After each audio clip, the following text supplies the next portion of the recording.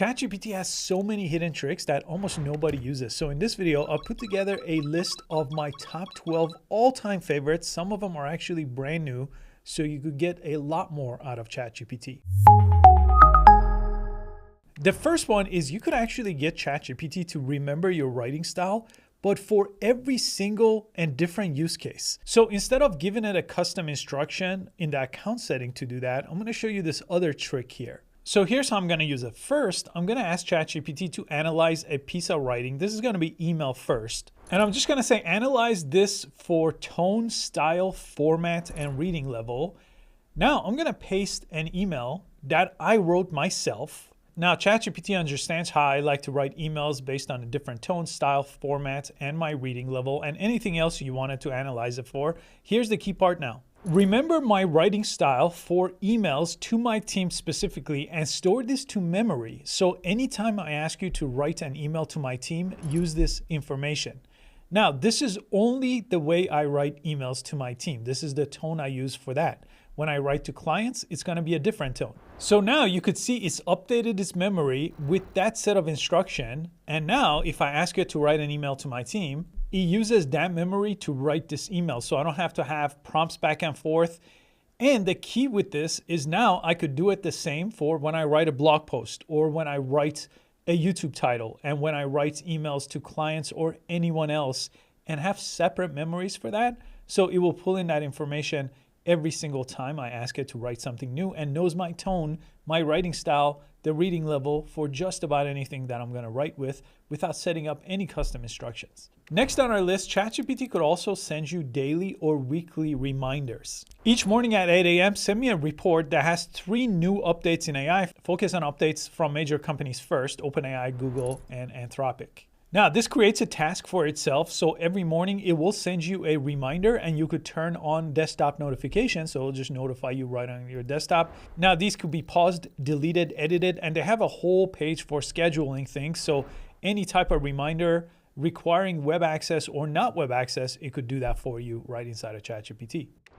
The next one I wanted to show you is inside of ChatGPT projects, which have become probably my favorite ways to use ChatGPT. So with projects, you could basically organize things into contained categories. So I have one where all my script writing takes place or any type of AI prompts I have stored here. So what you could do is when you create a new project, it has a hidden setting right here. You could click this gear icon here and it lets you create something called project only memory. So these projects can only have access to their own memory. So any chat you have, any custom instructions you have inside of this project, that's all the project is able to see.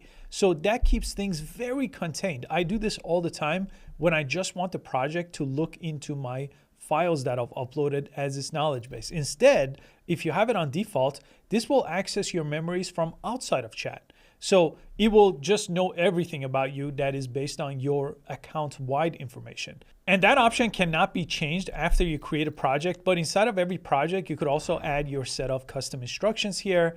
You could also add any type of knowledge base to this project too. So in this case, it makes sense to add your files here, make it self-contained, so this becomes a central knowledge base and doesn't pull anything from your previous conversations outside of this project. Now, the next one is a recent upgrade, which is a big upgrade to ChatGPT personalization. So let me go to my settings here. And you have this personalization tab, and I already have my custom instructions that I've used for a long time, but a lot of people actually have not set up any custom instruction. So to make it easier, they've included a bigger list of things you could choose from. So these, like professional, friendly, candid, these will change the tone and how ChatGPT responds to you at the account level, which makes it really, really useful. Now, I recommend you combine this with what I showed you earlier, where you give it your writing style and your tone for different use cases and save that to memory. You combine that with these custom instructions or any of these default options. I think they only had like 2 or 3 before. Now they have a lot more. And once you save these, you don't have to prompt it every time to talk in a friendly tone, right? It knows how to do that, and it combines that with your custom instructions as well as the about you section, so you could tell it different things about you as well here. So if you haven't set up personalization, I definitely recommend it. At the very least, pick one of these. But if you really want to get this dialed in, set up a custom instruction and fill out the About You section too. Now, the next one is ChatGPT temporary chats, and it's an icon right up here. So if you turn this on, memory gets disabled for this chat, and it also doesn't appear in search history. Now, I hardly used this before because I didn't really mind if it was in chat history, but the memory part is actually a big deal because if you're having a conversation or if you're running a scenario that actually shouldn't be remembered or affect your account, well, this makes a lot of sense to do. The memory is disabled, so it won't affect your account. This next one is super helpful. It's actually a company knowledge base that comes with the business plan. So here in my business plan, you'll see this tab right here. So if you click on it, it will pull in things from your company knowledge base, which is really, really useful. So for example, I give it access to our Dropbox. We also give it access to our Google Calendar. So it knows our schedule here. Our Teams plan has multiple people on it. So we could all share that information here in a central location. And you could also give it access to your Gmail, your Box, and they have a ton of different connectors. I mean, it's kind of a big list of connectors that you could give it access to. We're actually gonna add Slack next here, so it could pull in from Slack conversation. That's what we use here in our team. Any of these options, Box, GitHub, HubSpot, all those are available too. And then every time you have a conversation, it will go and look into your company knowledge base in addition to everything else. So it can combine web search with your internal knowledge base here. So if you do have a business plan, this is hugely helpful. And since we're talking about using ChatGPT's company knowledge base, if you want to put that into practice at work and also get a lot more practical use cases, check out this free resource from HubSpot called ChatGPT at Work. This is one of the most practical ChatGPT walkthroughs that I've seen online. It includes just about everything to get the most out of ChatGPT at work across every role. It covers writing and editing, research, customer support, data tasks, and even how to automate some of your daily workflows. My favorite section is actually 100 ways to try ChatGPT today. It's literally a list of 100 practical prompts you can use across everything from ideation to marketing to sales. Number 69 is actually perfect for the feature I just showed you because it helps you get more out of your knowledge base. It asks ChatGPT to provide recommendations for improving internal knowledge sharing and communication, along with any specific challenges you want to include. You can download this full guide for free using the link in the description. A big thanks to HubSpot for making these resources available and for sponsoring this video. Now, the next one is also under settings. It's actually apps and connectors. So ChatGPT could connect to a lot of different apps right inside of ChatGPT. Now, these are not the ones like I showed you where it connects to a knowledge base. These are actually totally different. So it says browse apps.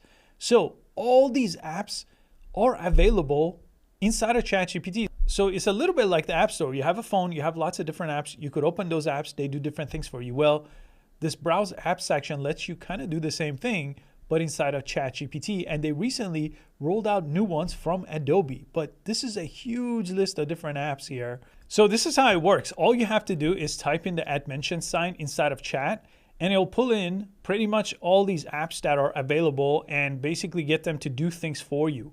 So you could use Photoshop. All these Adobe products recently just got rolled into it. And then it links directly to Adobe Photoshop on the web, for example, where you could do further editing here. I'll use Khan Academy, and let's see if it knows anything about writing basic expressions, a math problem that Khan Academy is really good at. And it's connected to Khan Academy, and there it is. We got ourselves a math problem here that we could try to solve. And you could also have a follow-up chat here using ChatGPT. But the ability to pull in all these different kinds of apps that do unique things that ChatGPT just does not do makes ChatGPT a whole lot more useful. Now, the next one on my list is actually part of these custom GPTs here. So let me jump into one that I created a while ago. And this is something that a lot of people don't know. So you can actually change which AI model these are being powered by. So I had created a lot of these with ChatGPT 4.0, but you can now change those. So if I go to edit this custom GPT here, I could right here recommend a different model. So when people use it, they don't use the old ChatGPT models, and instead, let's say they use GPT 5.2 Thinking, which right now is the best model available. I'm sure if you watch this later, they're gonna have a new one, but usually you want the latest model to power these. And then every time I've done this, I've gone and changed my custom instructions because some of the older custom instructions that work well with 4.0 no longer work with the 5 models. And then when you use it as a user, if you are sending these to other people or if you find any of them here, well, you could also choose a different model here too. So if they didn't recommend a model, it just picks one for you, but you could force it to use a thinking model when you're using this custom GPT.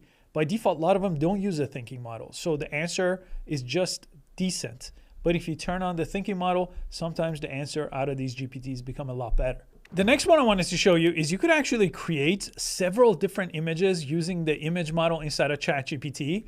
So you don't have to do that one at a time. Before, you used to have to wait till an image got created, but now you could literally send out different images. And just like that, I got all 4 just back to back to back. And the new image model inside of ChatGPT is a lot faster. It's actually 4 times faster than the last image model they had. So this becomes a whole lot more useful now by typing in multiple prompts, and instead of waiting for one image at a time, you get all of them here back to back, and you could just download or edit them from here. Now the next one actually creates little mini apps for you.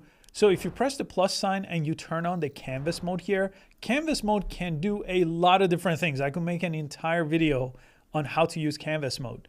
But for this use case, I'm gonna ask you to make me a little to-do list app. And this will follow pretty detailed prompts too. So with canvas mode turned on, when you send out a prompt like this, it actually goes to a whole different mode and it starts writing code for you, which again, you don't have to read or worry about because you'll get this preview option as soon as this content gets generated. And there it is. It's created this whole functioning app for us. Make a video. Let's add that. There it is. So this is just one example, but it could actually create really useful things for you. And you could also share these here. You could make different sections for your website and embed them in your website. I do this all the time. It's one of my favorite things inside of ChatGPT. Now, the next one is actually combining deep research with your own knowledge base. So if you press the plus sign here, you could use deep research. And if you haven't used this before, it's one of the best things in AI. It's an agent that goes and searches sometimes 100, 200 websites to respond to a single request here and gives you a really detailed, sometimes 20-page report with sources. But by itself, it's pretty good. When it becomes really good is if you click this and you give it access to other things. So I could give it access to everything inside of my Dropbox, for example, which again, we have a ton of different information there, or I could connect it to other apps. Remember, you could connect it to all kinds of different apps here with these different connectors. So then not only will it be able to search the web and work like deep research has always worked, it will also be able to pull in and combine different sources of information you have internally at your company or at your work, making it a whole lot more useful. Okay, this next one is a little bit newer, but anytime you talk to ChatGPT, especially if you have a paid version of ChatGPT, with the free version, this does happen in the background. With the paid version, it chooses the latest GPT model, whatever that ends up being, and then it uses auto, which means it automatically decides, should I instantly respond or should I take my time to think about it? I think, at least right now, with this version of ChatGPT, it doesn't do that good of a job. So what I've done is I've always changed mine to be on the thinking model. Unless I'm just doing basic web searches, I switch it back. But here's where it gets really good. Click this option right here, and you could change it to extended. What's the best way to market a local music venue? Give me only the best option. Typically, if you just have it to auto, it will answer you almost instantly because it has this type of stuff in its knowledge base. But this one will take time to figure out exactly what the best answer is here. And in this case, it recommended building an email and messaging list for our market.